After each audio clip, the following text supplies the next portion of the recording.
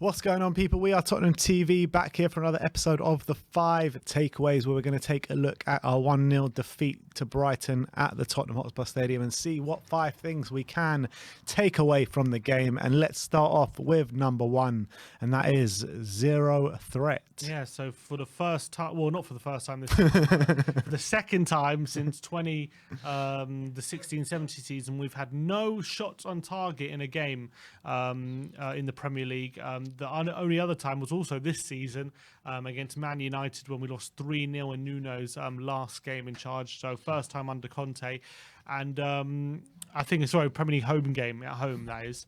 And it was really worrying to see how we weren't able to get anywhere near the Brighton goal throughout the whole game, and hopefully it's not indicative of how our struggles have been in first halves recently, especially. And we'll go in the next takeaway, we'll go into why they might have been, but no shots on target at home against Brighton is very worrying. Yeah, it is worrying, but at this stage, what I would say, it does seem in our current form, it is a kind of a one-off performance instead of a kind of consistent thing that's happening. So that's what I'm holding on to at the moment. But let's just hope we can get back to what we were doing in the previous games and start creating more chances. Agreed. But let's move on to the second takeaway, and that is stifled build-up. So yeah, Spurs yesterday it wasn't a case of Brighton sitting back and us just not being able to break them down, a bit like Burnley a few weeks ago.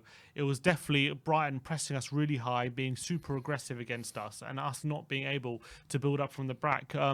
Spurs yesterday, it ranked second bottom for the season for progressive passes, second bottom as well for passes into the penalty area and also key passes, and this led to our worst performance this season when it comes to shot creating actions. So we really were not able to have a threat on Brighton whatsoever, and this potentially is because Brighton ranks second this season for pressures against our back four, and the only team who ranked higher than that was Villa, and we saw how much Villa were able to stifle us, especially in the first half, and us being able to really struggle playing out from the back against Aston Villa. And so maybe teams might be looking at that and seeing that if you do press Tottenham aggressively and successfully, then you can have some joy in stifling how their build-up play. Because we've seen in games like against Newcastle and against Man City that if you do allow us to build up play quickly and sharply, that we actually can be quite effective. But if you get at us aggressively, then you can stifle us. Yeah, which is worrying. To be honest, it's worrying because there is a kind of blueprint to how they can play against us, and if other teams and other managers get wise to it, which they seem like they are, we could have a bit of a hard end to the season. But let's hope that Conte, he's more experienced, he can find ways around it, and let's hope that he can kind of use his coaching nous and get around these kind of ways that teams seem to be stifling us at the moment. Maybe it's a case of being more direct. Yeah, no, I mean, that's what they showed against Villa in the second half, didn't they? But we did try and go a bit more direct against Brighton, but even that didn't seem to be working. I think it just needs more quality, that's the thing. All right, let's move on to the third takeaway, and that is our wide struggles. Yeah, and as we know that Brighton, they dominated in the centre. They had the numbers there. They outnumbered us, and it forced us out wide a lot of the time. And we're relying a lot on the quality of our wide players to kind of impact the game and force the issue. And unfortunately, the quality just wasn't there at all from our wing backs. Neither Emerson nor Reguilon completed one dribble throughout the 90 minutes. Only there was one cross attempted, not even completed. There was one cross attempted between them, and that was from Reguilon throughout the 90 minutes. They also had a really pitiful passing accuracy as well. Emerson 73% and Reguilon with a shocking 63% passing accuracy.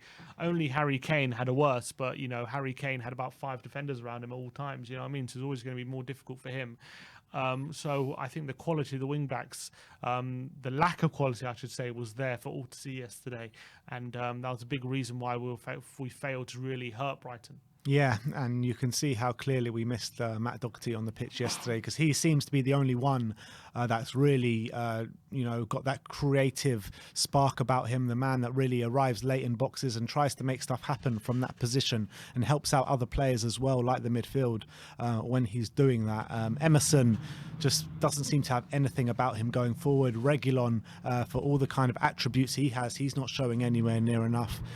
So it's actually worrying with Doherty out for the rest of the season, how Conte is going to get a tune out of these wing backs. I mean, surely Sessegnon is going to be given the nod in the next game, but also, we'll see what happens. Yeah, and also, if you're trying to build up from the back, and a big part of our players, the wing backs a lot of the time are in space when we're building up. So you give the ball to them to help build up the play and get some passing moves going. And with that kind of passing accuracy, it's always going to break down, and that's the big worry. Yeah, absolutely. As we move over to number 4, and that is a dominant BISSOUMA. Yeah, BISSOUMA was, I thought, a touch of class yesterday. He really did dominate our central midfielders yesterday, and they struggled to deal with him. BISSOUMA had more touches, more tackles, more interceptions, more passes, and more dribbles than both Bentancur and Højbjerg. So BISSOUMA really was dominant in the central midfield, and it backs up a very good display he had in the FA Cup as well against us. And it show, he's the type of player we probably need in the centre mid, someone who's more confident on the ball and very aggressive. And he was dominant yesterday. Yeah, brilliant display from BISSOUMA in the middle, which helped them win that midfield battle, as well as the numbers that they had in there. And when you look back at that FA Cup game, Brighton didn't really have the best performance, but he was a shining light in there. The difference in this game is that the other Brighton players rose to his level, maybe not as much as his level, but they were playing well as well. So BISSOUMA had a good team around him, and he was a standout shining light for them as well. So would you want him in the summer? As a purely from a player perspective on the football pitch, yes, but with all the stuff surrounding him, I'm not too sure. Fair enough. So that is number 4. Let's move on to number 5, and that is Letov. Yeah, so despite a damaging defeat in a game where you're expecting to win at home to Brighton, thankfully we were let off massively due to Arsenal losing at home to Southampton. Although United gained ground in the top 4 race with being at home to Norwich. As we speak right now, West Ham drawing 1-1 at home to Burnley with just over 10 minutes to go, so we'll see what happens there. But I think, obviously, Arsenal being our main rivals for the top 4 spot, we did have a major let off yesterday with them losing away to Southampton, and they've got a very tough run of fixtures now with Chelsea, United and West Ham in their next 3 games. So thankfully it wasn't too damaging, but we have to make sure it doesn't happen again in this type of manner from now to the end of the season. Absolutely. And when you're looking at the fixtures of all the teams, Arsenal, Man United and Spurs, it does seem like Spurs do have the advantage in terms of fixtures. But as we saw yesterday, we would have looked at this game and thought it was a guaranteed 3 points. So you can't take any game for granted in the Premier League. And with difficult games like Brentford, Leicester, Liverpool and Arsenal all coming up in our next 4 games, we need to be very wary of ourselves that we don't, make all that good run go to waste. And yeah, it's what Laurie said. Laurie said after the game that we've done such good work over the past few months, and he feels like it all went to waste yesterday. But thankfully, maybe we'll have a different outlook after Arsenal's loss. So, that was just a major let-off there with the loss. Absolutely. All right, so that is our 5 takeaways. Let me know if you have any other takeaways from the game yesterday. Put in the comment section below your thoughts on our takeaways as well. Thanks, everyone, for joining us today. Like, subscribe and comment. And as always, come on, you Spurs.